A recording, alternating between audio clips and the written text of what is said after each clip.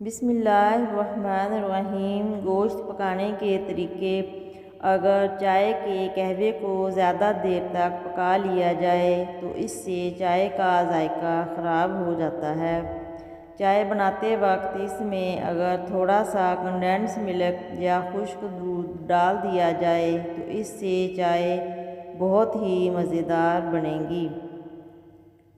Chicken का सालन बनाने से पहले चिकन को नमक और नींबू का रस लगाकर रख लें तो इससे चिकन और बहुत ही मज़ेदार और लजीज बनेगा। बेहतरीन कोफ्ते बनाने के लिए हमेशा चर्बी वाला कीमा लें, इससे कोफ्ते नरम और जूसी बनेंगे। और 2 ब्रेड के स्लाइस पीस कर डाल दें तो ये टूटेंगे नहीं। जले हुए सालन को ठीक करने के लिए सालन में थोड़ा सा दूध और दही डालकर पकाएं। जला हुआ टेस्ट भी ख़त्म हो जाएगा और जायका भी सही हो जाएगा। चावलों को उबालते वक्त अगर इसमें थोड़ा सा नींबू का रस डाल दिया जाए तो इससे चावल ना सिर्फ खिले खिले बनेंगे बल्कि इनकी रंगत भी साफ़ हो जाएगी। बिरयानी के चावल खिले खिले बनाने के लिए चावलों का दम खोलने के फ़ौरन बाद चम्मच ना चलाएं बल्कि थोड़ी देर बाद चम्मच चलाएं और चावल चम्मच से नहीं बल्कि प्लेट से निकाल लें। कच्चे चावलों को सुरसरी से बचाने के लिए इसमें चंद तेज़ पत्ते रख दें। अक्सर खीर बनाते वक्त खीर नीचे लग जाती है जिससे खीर का जायका ख़राब हो जाता है। खीर बनाने से पहले जिस बर्तन में खीर बनाएं इसमें थोड़ा सा पानी उबाल लें और फिर इस पानी को फेंककर इसमें खीर बनाएं तो खीर नीचे नहीं लगेगी और बहुत ही लजीज बनेगी।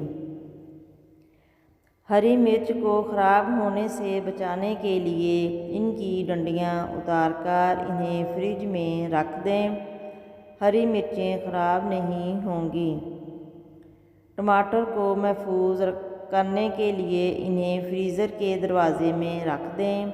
टमाटर ख़राब नहीं होंगे बल्कि उनका छिलका भी आसानी से उतर जाएगा। धनिया और पुदीने को तरोताज़ा रखने के लिए उनको 1 गिलास में पानी डालकर सीधा खड़ा कर दें और फिर उनको फ्रिज में रख दें तो ये काफ़ी दिन तक तरोताज़ा रहेंगे। इस तरह हम इन सब्ज़ियों को महफूज रख सकते हैं। गोभी का सालन बनाते वक्त अगर इसमें थोड़ा सा दूध डाल दिया जाए तो इससे गोभी की बसांत ख़त्म हो जाएगी। नीज़ इस सालन का जायका बढ़ाने के लिए इसमें 1 कसूरी मेथी और खुश्क धनिए का इस्तेमाल ज़रूर करें। एक दफ़ा इस तरह गोभी का सालन बनाकर देखें, इंशाअल्लाह आपको पसंद आएगा।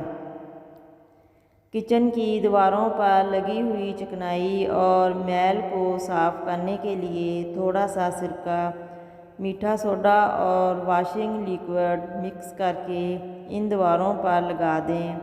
थोड़ी देर के लिए लगा रहने दें। बाद में उनको साफ़ करें तो दीवारें फ़ौरन साफ़ हो जाएंगी और चमक उठेंगी।